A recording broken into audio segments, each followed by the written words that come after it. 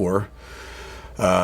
Everybody's life was lost on that aircraft, and let's take a look at what led up to this incident, and then I'll give you some of my thoughts on what happened.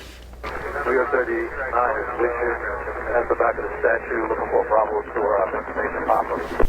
Here 38 near Tower, squawk the street, radar contact 700, traffic about a quarter mile east-east westbound indicating 600. We cleared in a 1,500, altimeter 3033. So 1,500, this is New York 38. Let's talk about the lead up to what happens here in this incident. This Bell helicopter is taking tourists on a tour of the Hudson River, and I've actually done this very tour before, not in a helicopter, but in a T-34 Bravo with a friend of mine. And there's a VFR corridor, visual flight rules, up and down the Hudson River. So you have to stay below the Class B airspace, and Class B airspace looks like this.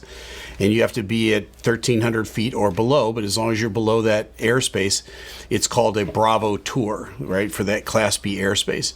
So they'll keep these airplanes down below that certain altitude, and most of them are at 600 to 1,000 feet as they fly up and down the Hudson. On the one side is Manhattan, on the other side is New Jersey, and then as you go farther up the Hudson River, you actually get out into some beautiful green spaces up there. This helicopter tour doesn't go very far. It goes up to the George Washington Bridge and turns around and comes back, and then something catastrophic happens at that point. There's a lot of traffic in this area. You're going to hear a lot of traffic calls back and forth. It's a very crowded airspace, but it's very common for people to be taking these tourist trips. Okay, just confirm, is it 39 or 38? The code's 39. Actually, yeah, 39. You're 39. Thanks. So the helicopter just got the wrong call sign. I do that sometimes in my airplane. I get it wrong, and then they just corrected it. You're 39, stop that traffic. Maintain visual separation. Here 39, Roger, LaGuardia 2605. Okay, first of the traffic calls, maintain visual separation. We heard that same call in the DCA crash, maintain visual separation. The helicopter then will receive that, or they'll accept that. As they do that, now the contract is kind of confirmed. You got the traffic. Yep, we're going to keep visual separation of that same traffic. LaGuardia, thank you. Hudson, no, LaGuardia, New York 39, back with you for Bravo tour. New York 39, LaGuardia, Tower 3032, Bravo tour approved. So the LaGuardia air traffic controllers talk to these guys numerous times a day, and their Bravo tour's back, and this guy's headed north up the river. He's going to make it to just past the George Washington Bridge, and then they're going to turn around and come back towards the Statue of Liberty. New York 39, traffic 2 o'clock, and that's 2 miles southeastbound helicopter 1,300 heads on site. Another traffic call. New York 39, looking for that traffic. Could I also get that checkout?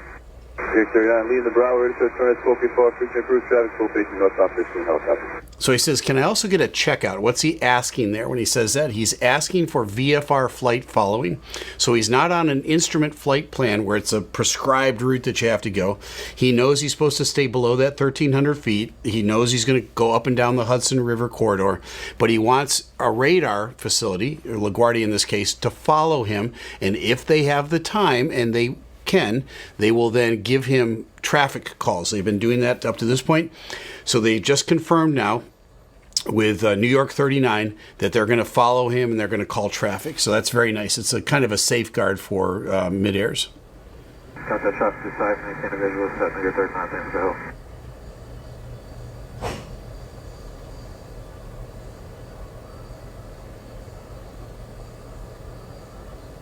Now they turned around, they're headed south again.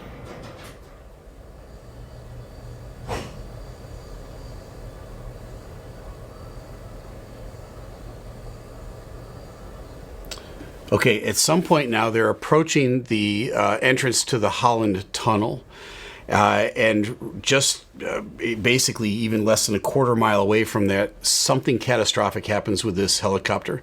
There is no radio communication. They don't even have time to get a call out.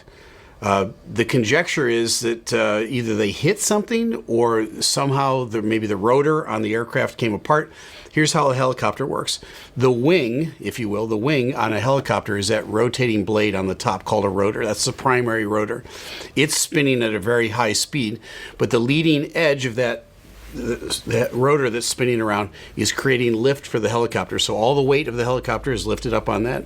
And there are a lot of moving parts in a helicopter. A lot of people think helicopters are unsafe because of that. I'm just here to tell you they're safe. There's just a lot of moving parts in a helicopter. The tail also has a rotor on it, and it's oriented in a different direction. It's to keep the helicopter pointing straight. Because if that rotating blade on the top would cause the helicopter to spin as well, so that tail rotor keeps the aircraft straight. At some point here, as we see the footage of the airplane kind of in slow motion coming down, or the helicopter coming down, you can see that there are parts falling off of it. The fuselage of the helicopter is actually upside down at this point, and all of the rotors are gone, and the tail section is missing. So something extremely catastrophic happened at some point right around the 900-foot mark as they're coming down towards the Holland Tunnel. My conjecture is this, and we'll find out in detail when the NTSB report comes out, but maybe one of the rotors came off. If one of the rotors came off completely, it would cause such a vibration in that airframe that it may cause the airframe to come apart. That's a possibility. What caused that rotor to come off is we're going to find out in the report when it finally gets published. Could they have hit a drone? Maybe. They clearly didn't hit another aircraft or another helicopter. We know that much, at least at this point.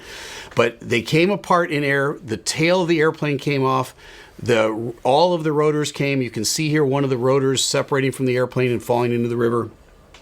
And the whole thing turns upside down because of the weight is on the fuselage. It inverts itself, and they crash into the river. And fortunately, they didn't hit the entrance to the Holland Tunnel. That could have caused some more secondary issues. But sadly, everybody's life was lost in this tragic accident, and we don't know exactly what happened. It's a